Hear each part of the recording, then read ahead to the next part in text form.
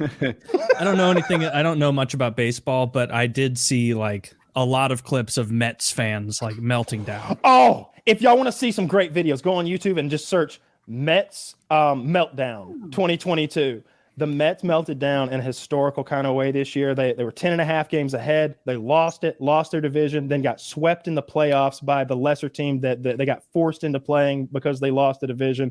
It's the first team ever to win 100 games and be out of the playoffs like that. It's wild. It's one of the biggest collapses in modern sports history. I mean, and I'm from Atlanta, right? We lost the Super Bowl to Tom Brady. A few years ago, yeah. Okay, like the most I watched spectacular of fashions. That might be the worst meltdown in all of sports history. Yeah. If you're going like if you're taking into account how significant it is, like this wasn't some like Friday night game, you know, it was Super Bowl. Where somebody was ahead by 5 or 6 scores and they just lost it. No, this was the fucking Super Bowl, and we went into halftime. All those scores ahead. I remember watching that game as a freshman in college. I was at Penn State, so of course it's straight, just entirely Pittsburgh and Philadelphia fans with a few New York sprinkled in. So everyone was rooting against the Patriots. But we all left. We left at this point in the game that's on screen right now because we were at Permanis and we were like, all right, you know, this is there's no reason for us to stay here. This game is over. We're gonna go home, you know, have a drink, do homework, whatever. And we all about 45 minutes later were like, what the fuck happened? Yeah. Like, that picture that you just showed there, that little whatever you want to call it, that picture of that scoreboard with the time stamp and everything. Atlanta Falcons fans, you could win 3 in a fucking row. You could have a dynasty. You could have your own Tom Brady who like one-ups him and wins 8 rings in 10 fucking years. They still throw that bitch up. They'll still throw that up, and you'll still have to say, yeah, you're right. Because that is fucking pathetic. The fact that it was like 2 minutes in the third. Oh my God. There's one division in football that can take down Tom Brady in the Super Bowl. It's the NFC East. No one else can take him down. Yeah, that's so the Mets collapse was historic, but that's the all-time collapse for sure. I can't think of anything worse than that. I mean, I saw a viral clip from like the big heavy guy who's like the Mets dude, I guess, with Barstool. And him just like screaming, I guess, after Atlanta had beaten them 3 times in a row to steal the division. We swept them to steal the division, yeah. And like he's one of those guys who's like reacting over the top, but like you could even tell he's like almost crying, seemingly like every year it's the Braves, every year, like freaking out about it. And I'm like, I guess there's a history with the Braves and the Mets, and the Braves seem to be on the winning side. As upset as I am as the Braves fan, who I'm like, yeah, 14 years in a row we only won the one. All 14 of those years, the Mets were the ones taking the L, right? Like maybe they weren't number 2, maybe they were number 3, but they lost the division 14 years in a row, no matter how you slice it. And now it's 5 more years in a row now because the Braves have gone 5 in a row now, taking the division. So Jesus, suck it, Mets fan, suck it. I don't know anything about the Mets. He had his rally cap on. Did you see? He had his rally cap on. He's crying with a rally cap. Oh, that's great. I feel like maybe you have a rivalry with the Mets because the Mets and Braves, I guess. Look at the budget. Zach, don't you feel bad for the Mets fans compared to the Yankees? Because that's got to be heartbreaking. Like being in a city with one like really fucking like the fucking Yankees.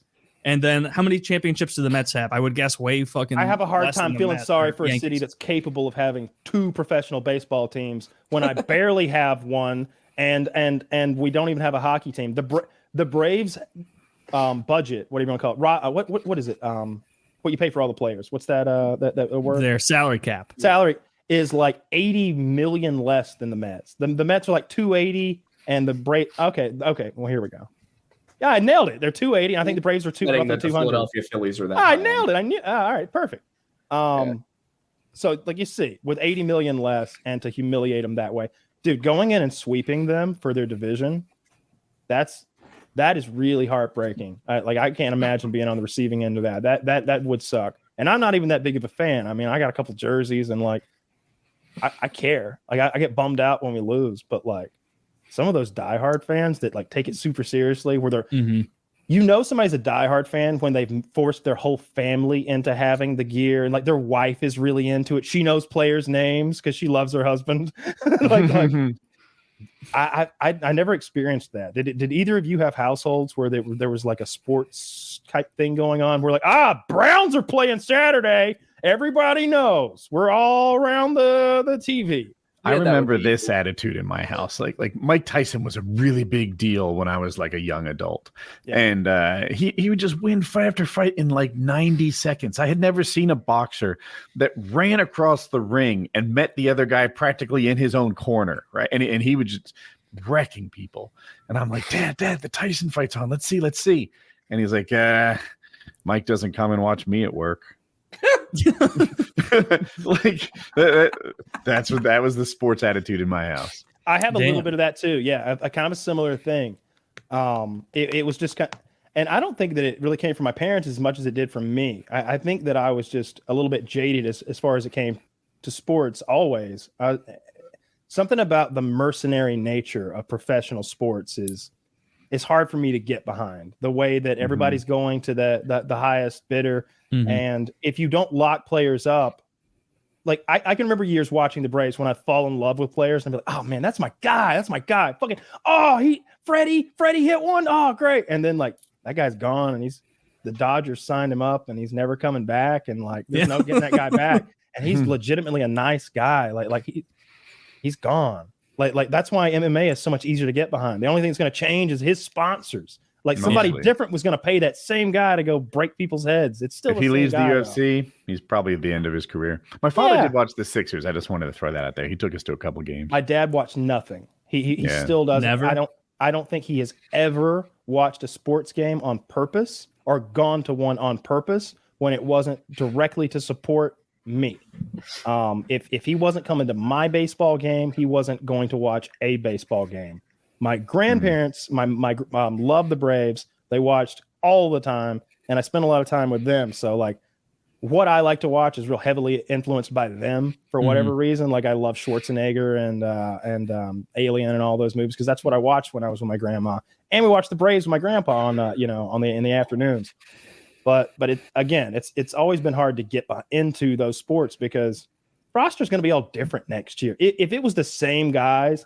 And those guys had to have been born in my state. Man, that'd be cool. Like I get that's a little crazy. Like now New York's just going to trounce everybody in Cali, like the places with big populations. But I hear you. Cool. And it is a little mercenary, but I always felt like college was even harder. Like so in college, they play for 4 years at most.